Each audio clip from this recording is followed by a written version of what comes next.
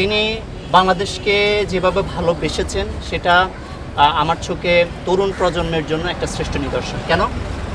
তিনি চেয়েছেন যে এই বাংলাদেশকে সাংস্কৃতিক কৃষ্টি কালচারের দিক দিয়ে বাংলাদেশি মানুষ হওয়ার স্বপ্ন দেখিয়েছেন।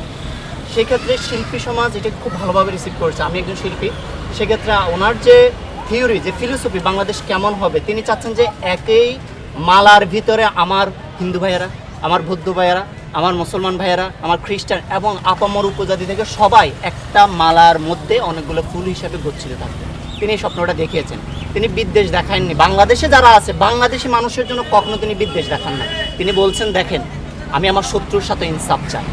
এই যে কথাটা, এটা কিন্তু কয়েকটা শব্দ সমষ্টি, কিন্তু কি বাক্য তিনি বলছেন যে আমি আমার শত্রুর সাথে ইনসাফ চাই। তিনি শত্রুর ক্ষেত্রে যেখানে ইনসাফ চাচ্ছেন, তিনি তো আমার মনে হয় না তিনি মানে ভুল কিছু চিন্তা করতে পারেন এই বাংলাদেশকে নিয়ে। তাকে শহীদ করা হয়েছে।